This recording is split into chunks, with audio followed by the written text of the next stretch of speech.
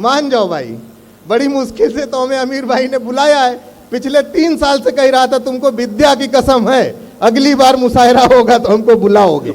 अच्छा, विद्या इनकी प्रेमिका का नाम था तो इन्हें मान लिए, नहीं मानते नहीं। अब सुन लो, तो मैं बिल्कुल प्रैक्टिकल सुना रहा हूँ।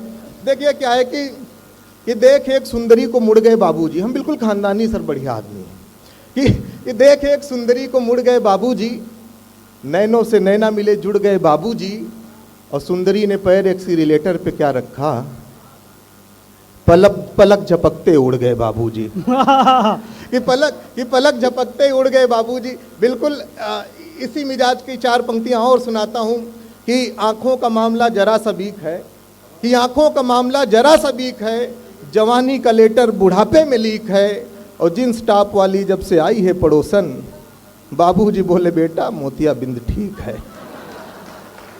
क्या बात है भाई, जिंदाबाद जिंदाबाद। बाबूजी बोले बेटा अब मोतिया बिंद ठीक है। अच्छा है क्या, बिल्कुल मैं बिल्कुल बहुत बढ़िया, मैं समझ लो कि मैं इंटरनेशनल टाइप का कवि हूँ। ये लोग मानते नहीं, वो अलग बात है। हमने एक बार फेसबुक पे एक शेर लिखा, कनाडा की एक बंदी ने लाइक कर दिया, तब से मैं खुद को अंतर्राष्ट्रीय मान रहा हूँ। तो ये कॉन्फिडेंस है हमारा। अच्छा, मैं हूँ बिल्कुल अंतर्राष्ट्रीय टाइप का कवि हूँ, बड़ा महंगा भी कवि हूँ। सादाब सर बिल्कुल टीम सारी बन गई तो इन्होंने कहा कि बढ़िया वो हास्य का कवि है, सौरभ को बुलाओ। आमिर भाई ने कहा कि वो महंगा कवि है, 30-40 हज़ार से कम में नहीं आएगा। अच्छा, आमिर भाई ने कह दिया, सादाब सर को मेरा नंबर डायरेक्ट मिल गया। इन्होंने फ़ोन किया कि उर्दू अकेडमी में मुशायरा कवि सम्मेलन कर रहे हैं। हमने कहा सर उसके लिए आपको बधाई। कहने लगे मैं तुमको बुलाना चाहता हूँ। मैंने कहा उसके लिए मुझे बधाई। हमने कहा देखिए अधाई बधाई सर अपनी जगह पे 3000 से कम में नहीं आ पाऊंगा। हंसने वाली ये कोई बात नहीं, सादाब सर सोच रहे हमने तो इसके लिए 1100 निकाले, ये तो 2000 अपने टीम मंच से बढ़ा रहा है। तो ये सब चीजें एक बार खुल के हंस लो यार, हंसने पे टैक्स नहीं लगता है। अच्छा मामला क्या, जोरदार तालियां बजा दीजिए एक बार सर जायसवाल के लिए। अच्छा सलमान भाई, मामला क्या है, इन लोगों को बातें बहुत मेरी कभी कभी अच्छी लगती हैं, लेकिन कभी कभी इस लोग इस दहशत में नहीं हंसते कि ज्यादा हंस देंगे तो इसका कैरियर जम जाएगा। इसलिए भी बहुत अच्छा है। वाह वाह वाह वाह वाह वाह, हाय हाय हाय हाय हाय, जिंदाबाद जिंदाबाद सौरभ जायसवाल, जिंदाबाद जिंदाबाद जिंदाबाद जिंदाबाद। बहुत बार शायर का शेर अच्छा लगता है, कविता भी अच्छी लगती, लेकिन इसमें ज्यादातर शायर बैठे कहते ज्यादा बजा दिया तो इस दहशत में भी लोग नहीं बजाते हैं। तो बाकी ऐसी कोई बात है नहीं। अच्छा मैं मंच का ना क्या है कि ये जो कवि सम्मेलन मुशायरे होते हैं इसमें लोग झूठ भी बहुत बोलते हैं, मेरे को छोड़ के। अभी लोग आएंगे कहेंगे कि यार मैं बड़ी दूर से यात्रा करके आया हूँ, मेरा गला खराब है, मैं बहुत थका हुआ हूँ। इन सब बातों को सीरियस नहीं लेना भाई, ये जम गए तो जम गए, नहीं कहेंगे गला तो खराब था ही। जम गए। वाह वाह वाह वाह वाह वाह वाह वाह वाह वाह, सौरभ जिंदाबाद जिंदाबाद। वाह वाह वाह। देखिए फारूक आदिल भैया बढ़िया बड़े शायर हैं, अभी मुशायरा होता है फेसबुक पे पोस्ट डालते हैं, बिमलेश जैसे लड़के आते हैं कि दादा बधाई, दादा शुभकामनाएं, गोविंद बेटा है कहीं बहुत बहुत मुबारकबाद, आप मुशायरे में, मुशायरा बिल्कुल कामयाब। सर मैं आपको यकीन से बता रहा हूँ, चारों बातों का मतलब है, आप तो खूब मुशायरे में जा रहे हो, हमको कहीं नहीं बुलाते। ये ओरिजिनल बात है, कोई बताता ही नहीं। ये और एक चीज़ और आपने खूब सुना होगा कि बहुत खूबसूरत महफिल है, अमीर भाई बढ़िया निजामत कर रहे हैं, मैं दादा को प्रणाम करता हूँ, मैं सर को प्रणाम करता हूँ। ज़्यादातर अगर कोई कभी या शायर या प्रणाम करने लगे तो आप समझ जाना वो अपना शेर भूल गया है। वो तब तक प्रणाम करता है जब तक उसको अगला शेर याद नहीं आ जाता। मैं भी आपको प्रणाम करता हूँ, खैर मैं भूला नहीं। तो ये सब चीज़ें होती हैं। ये लोग प्रैक्टिकल नहीं सुनाते, प्रैक्टिकल सुनाना चाहिए। हंसी और मजाक की बातें होती है, लेकिन मुझे लगता है कि कविता जिम्मेदारी का काम है, जिम्मेदारी से भी करना चाहिए। अभी क्या है कि ना कि बहुत सारी चीज़ें हो गई, एक लड़की की डेथ हो गई, उसको यमराज जी लेके जाने लगे, वो आधी दूर तक पहुंची, कहने लगी कि यमराज जी एक गलती हो गई। यमराज ने कहा कि क्या गलती हो गई, कि लास्ट सेल्फी भी यमराज जी डालना भूल गए। तो यह है कुछ नहीं। और मैं एक ऑब्जर्वेशन और आपको अमीर भाई बताता हूँ, शादी बारात जब गांव में होती है या शहर में होती है, मतलब लोग बाराती जब जाते हैं, बाराती अगर जनाती की तरफ के किसी भी आदमी से कान में अगर कोई बात पूछ रहा हो तो वो पूछने वाली जगह भाई साहब दारू का ठेका होती है। 110%। भले ही आप लोग ना मुस्कुराओ दहशत में कि यार ये क्या कह रहा है, ये ओरिजिनल बात है। लेकिन दुनिया का सबसे कामयाब ऐड, सबसे छोटा ऐड, रुकिए ठहरिए देखिए, 3 शब्दों में काम चल रहा है भाई साहब। हाँ, कितनी यार बड़ी बड़ी कंपनियों को बड़े बड़े ऐड लगाने पड़ते हैं, लेकिन इससे बेहतरीन पंचलाइन हमने नहीं सुनी, रुकिए ठहरिए देखिए। हम लोग समझ जाते हैं कि यहाँ क्या मिलता है। वो तो कहना नहीं पड़ता है, वो तो लिखते हैं कि यहीं शुद्ध मिलती। हमने कहा क्या लिखने की जरूरत थी, हम देखते हैं कहाँ शुद्ध मिलती या विशुद्ध मिलती। तो ये सब चीज़ एक बार ताली बजाइए। 2-3 मिनट का काम करके मैं बिल्कुल अब जाता हूँ यहाँ से। देखिए क्या है कि मैं कॉलेज के दिनों में अमीर भाई, हमारे पिताजी को बड़ा शक हुआ करता था कि उनके लड़के का किसी लड़की से चक्कर है। लेकिन हमारे पिताजी को एक कौन समझाए कि उनके लड़के को लड़कियां नोट्स नहीं मांगे देती थी, दिल कौन मांगे देता। हमारे पिताजी कहने लगे कि बेटा कौन सा डिवीजन पास हो गए। हमने कहा पिताजी 3rd डिवीजन। कहने कैसी बदतमीजी की बात करो, 3rd डिवीजन पास करके क्या करोगे। हम कहा पिताजी आप नहीं जानते, एग्जैक्टली 3rd डिवीजन पास होना बहुत कठिन काम है। थोड़ा अगर हमने ज़्यादा मेहनत की तो हम 2nd डिवीजन हो जाएंगे, और थोड़ा कम किया तो हम फेल हो जाएंगे। एग्जैक्टली 3rd डिवीजन पास होना बड़ा कठिन बात है। हमने कहा देखिए पिताजी बहुत ज़्यादा पढ़ाई लिखाई का क्या मतलब, देखिए डॉक्टर साहब बैठे हैं, ये भी दरवाजा पुश वाला पुल करते हैं, पुल वाला पुश करते हैं, और हम कुछ नहीं पढ़े, हम भी वही करते हैं। तो क्या लेना देना ज़्यादा पढ़ाई लिखाई का। अरे एक बार में अगर दरवाजा तुम खोलो तो यार कोई मतलब भी है।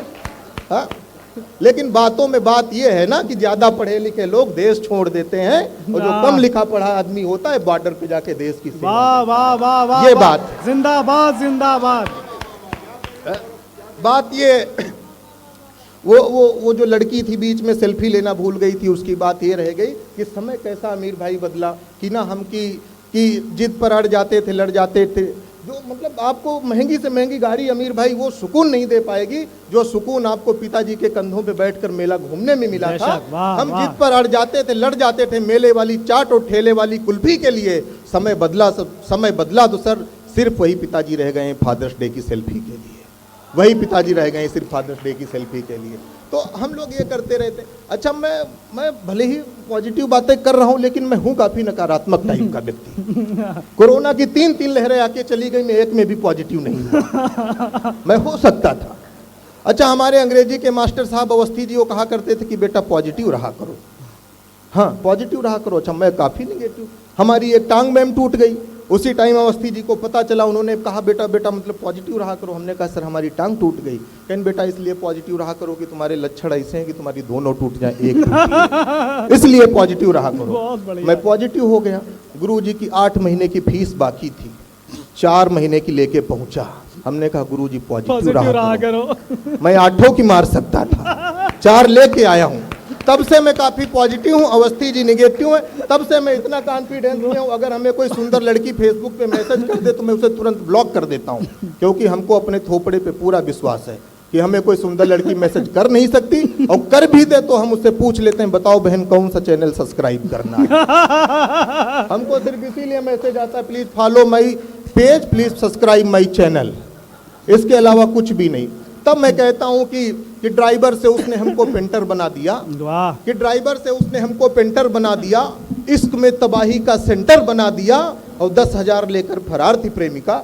10 की जगह में 10 लाख यूज कर सकता था, लेकिन हमारे थोपड़े को मैच नहीं करता। तो आप लोग मानते ही नहीं कि ड्राइवर से उसने हमको पेंटर बना दिया, इश्क में तबाही का सेंटर बना दिया, 10,000 लेकर फरार थी प्रेमिका, हमने भी उसको लोन में गारंटर बना दिया।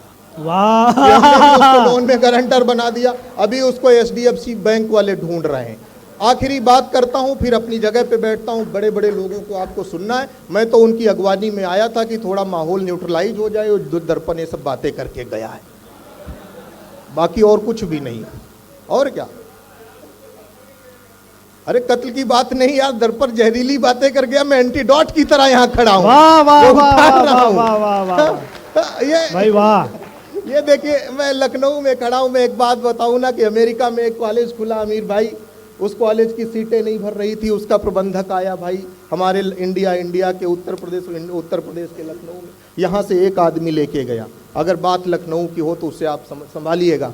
एक आदमी लेके गया, कॉलेज की सारी सीटें फुल, लोग वेटिंग में इधर उधर लटके हुए। अगल बगल के कॉलेज वाले बड़ा टेंशन में, कहने लगे यार ये कहाँ से आ गया, पहले सीटें भरती नहीं थी, अब खाली नहीं रहती। दूसरे कॉलेज के लोग उसको फॉलो किए, कहने लगे भाई तुम कहाँ से पढ़ के आए हो, कहाँ से डिग्री की। कहीं हमसे ये न पूछो कहाँ से पढ़ के आए हूँ, क्या करके आए हूँ, कौन सी डिग्री करके आए हूँ, सब छोड़ो। कहने लगे अच्छा ये बताओ तुम लखनऊ में क्या करते थे। कहीं वो भी न पूछो, लेकिन तुम्हारी जानकारी के लिए बता दूं, मैं लखनऊ में विक्रम चलाता था। सीटें भरने की कला हमसे ज्यादा किसी के पास नहीं है। हम छत पे भी बैठा लेते हैं। ये सब बात है, लेकिन सारी बातों की बात यह है कि जो उसने किया था सब काम लिखा था, जीवन का सब परिणाम लिखा था। चूम कर पत्थर को एक मारो पड़ी, पत्थर पर शहीद बेटे का नाम लिखा था।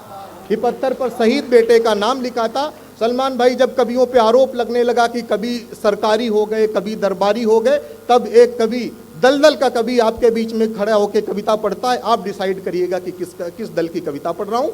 2 मिनट की कविता कि अगर सीता जी का हरण आज के समय में होता तो राम जी को, सीता जी को न्याय दिलाने में क्या क्या दिक्कतें आती, क्या क्या समस्या आती। आखिरी कविता आपके बीच में कि भले ही सही था त्रेता में प्रतिशोध मेरे राम का, कलयुग होता तो हो जाता विरोध मेरे राम का। कि लखन के सूपनखा की नाक काटते ही, राक्षसों को जमीन पर पाटते ही, मैं तो लखन को प्रणाम कोटिस भेज देता, पर इस कृत्य के लिए महिला आयोग उन्हें नोटिस भेज देता। वाह। मानवाधिकार अनुमति नहीं देता मानवता के हनन की, हनुमान जी कभी इजाजत नहीं पाते लंका दहन की। करोड़ों की संपत्ति के नुकसान का केस हनुमान जी पर तुरंत ठोक देता लंकेश। कि राम जी को देखकर मुसीबत में कुछ ब्याज के संग सूत मांग लेते, मामला कलयुग का होता तो नेता सबूत मांग लेते। वाह वाह। कि राम जी को देखकर मुसीबत में कुछ ब्याज के संग सूत मांग लेते, मामला कलयुग का होता तो नेता सबूत मांग लेते। महिला सशक्तिकरण के नाम पर आई सरकार, राम की जानकी पर कुछ यूं करती उपकार। कि सीता जी के अपहरण का करके केस दर्ज, सरकार इस तरीके से करती अपना पूरा फर्ज। अगल बगल के सारे सीसीटीवी खंगाले जाएंगे, न्याय मिलने तक सारे सबूत संभाले जाएंगे। जांच चलती रहती कोर्ट की अगुवाई में, सीता जी की पूरी उम्र बीत जाती सुनवाई में। हाय हाय हाय हाय, अम्मा क्या सच बात कह दी है। वाह वाह वाह वाह वाह वाह वाह, जिंदाबाद जिंदाबाद भाई वाह। कि जांच चलती रहती कोर्ट की अगुवाई में, सीता जी की पूरी उम्र बीत जाती सुनवाई में। कोर्ट की तारीख पर तारीख देखकर आंखें बरसती रहती, राम जी कोर्ट के बाहर बैठे रहते, सीता जी न्याय को तरसती रहती। कि राम जी कोर्ट के बाहर बैठे रहते, सीता जी न्याय को तरसती रहती। और सीता जी को न्याय मिलने का मामला तब हो जाता विफल, श्रीमान जब रावण किसी पार्टी का जाता निकल। श्रीमान जब रावण किसी पार्टी का जाता निकल। हाय हाय हाय हाय भाई, जिंदाबाद जिंदाबाद।